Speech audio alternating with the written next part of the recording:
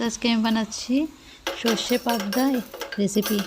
এখন আমি দিয়ে দিয়েছি তেজপাতা আর দুটো শুকনো লঙ্কা। এটার মধ্যে আমি এখন অয়েল দিয়ে দিচ্ছি।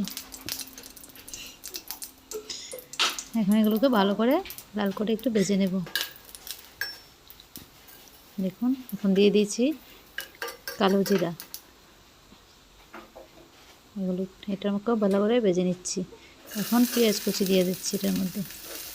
পেঁয়াজ কুচিগুলো ভালো করে লাল করে ভেজে নেব।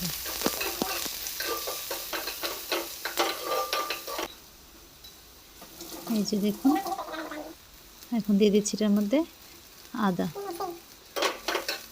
সবটাকে ভালো করে মিক্স করে লাল করে ভাজতে থাকবো।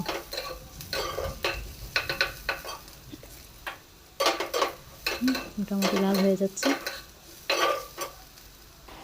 হয়ে গেছে। এখন আমি সর্ষে আগে বেটে রেখেছিলাম এটাকে দিয়ে দিয়েছি এটার মধ্যে। এখন ভালো করে মিক্সড করে নেব। মিক্সড করে এটাকে একটু ভেজে নেব। দেখুন ভাজা হয়ে যাচ্ছে। এখন দিয়ে দিয়েছি হলুদ, দিয়ে দেব লবণ।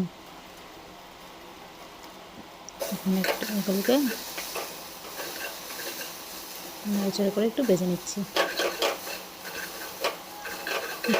এখন আমি জল দিয়ে দেবো এটার মধ্যে। যার যতটুকু অনুযায়ী জল দিতে ইচ্ছা দিতে পারেন। আমার যতটুকু দরকার আমি দিয়ে দিয়েছি। দেখুন কত সুন্দর কালার আসছে। এখন আমি এটার মধ্যে মাছগুলো দিয়ে দেব।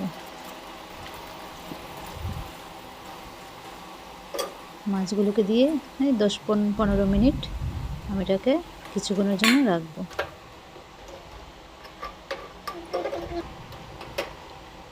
দেখুন এখন আমি এটাকে কিছুক্ষণ ডেকে রাখবো।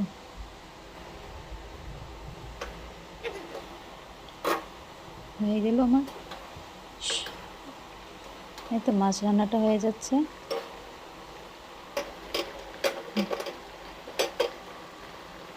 ভালো করে বয়েল হয়ে যাচ্ছে, এটা মাছটি ভালো নরম হয়ে যাচ্ছে। এখন আমি লাস্টে এটার মধ্যে গরম মশলা দিয়ে নামিয়ে নেব। দেখুন হয়ে গেল সর্ষে পাবদা রেসিপি। দেখুন নামিয়ে নিয়েছি, কত সুন্দর হয়েছে। দেখুন আপনারা বানিয়ে এভাবে খাবেন, খুব টেস্ট।